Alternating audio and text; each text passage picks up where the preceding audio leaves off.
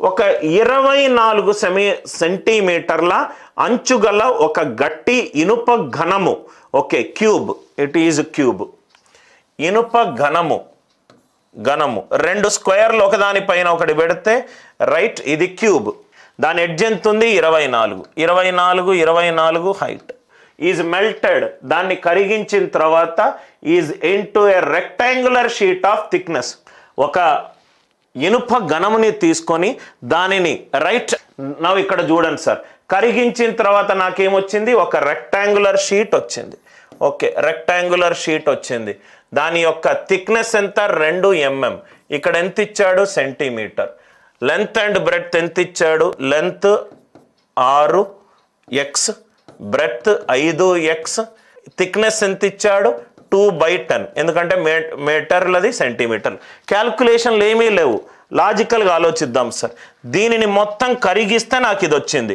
అంటే దీని యొక్క వాల్యూమ్ దీంతోటి సమానము. క్యూబ్ వాల్యూమ్ ఎంత? క్యూబ్ వాల్యూమ్ అంటే ఏంటి sir? Area into height. Area ఏంటి? రైట్, ఒక దానిపైన ఒకటి పెట్టాను. ఏరియా ఏమవుతుంది? లెంత్ ఇంటూ బ్రెడ్త్, దాని మీద హైట్. అంటే 24 × 24 × 24. దీని యొక్క రెక్టాంగులర్ షీట్ యొక్క వాల్యూమ్ ఏంటి? Length into breadth into height. 6x × 5x × 2/10. 6x × 5x × 2/10. Sir ఇక్కడ నేను క్యాల్కులేషన్లు చెయ్యాలా సార్? క్యాల్కులేషన్ ఉన్న చోట టైం తగ్గించడానికి అనిల్ నాయర్ సార్ మెథడ్ ఉపయోగపడుతుంది. మామూలుగా టీచర్లు ఏం చెప్తారు? రైట్, దీన్ని క్యాల్కులేట్ చేయండి, దీన్ని కట్ చేయండి, మీకు ఎక్స్ వాల్యూ వస్తుంది. ఎక్స్ వాల్యూ కనుక్కోకుండా సాల్వ్ చేద్దాం. మనకు ఆన్సర్ ఏంటి సార్ కావాలి?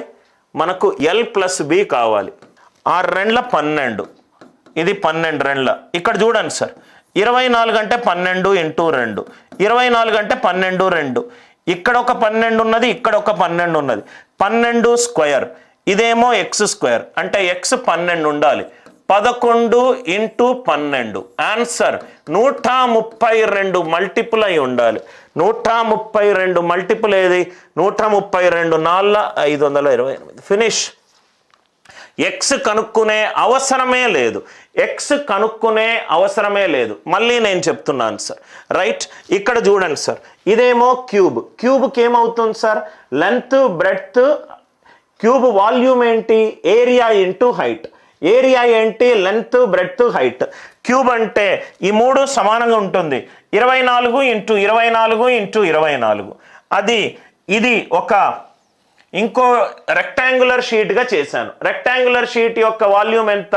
లెంత్ ఇంటూ బ్రెడ్త్ ఇంటూ ఎంత థిక్నెస్ ఉంటే అంత. నవ్వు ఇక్కడ చూడండి సార్, లెంత్ ఎంత? 6x, బ్రెడ్త్ ఎంత? 5x, హైట్ ఎంత? 2 mm, అంటే 2/10. ఏమీ ఎక్స్లేం కనుక్కోను సార్ నేను. ఒకసారి లాజికల్గా ఆలోచించండి. 6 2 12, ఈ 24లేమో 12 ఒకసారి పోయింది. ఇక్కడ నేను మంచిగా అబ్జర్వ్ చేస్తే 24 ఏమో 12 × 2, ఇది కూడా 12 × 2. దీంట్లో ఒక 12 ఉంది, దీంట్లో ఒక 12 ఉంది. అంటే ఈ రెండిటిని లబ్ధం చేస్తే 12 స్క్వేర్ వచ్చింది. ఇక్కడ నాకు స్క్వేర్ ఉన్నది, ఎక్స్ స్క్వేరు, ఇక్కడ 12 స్క్వేర్. అంటే ఎక్స్ 12 కావచ్చు, 12 యొక్క మల్టిపుల్ కావచ్చు. L+B 6x + 5x 11x. X 12 కావచ్చు, దాని మల్టిపుల్ కావచ్చు. సో 11 × 12 ఆన్సర్ 132 మల్టిపుల్ కావాలి. ఇది కాదు. Are you all with me?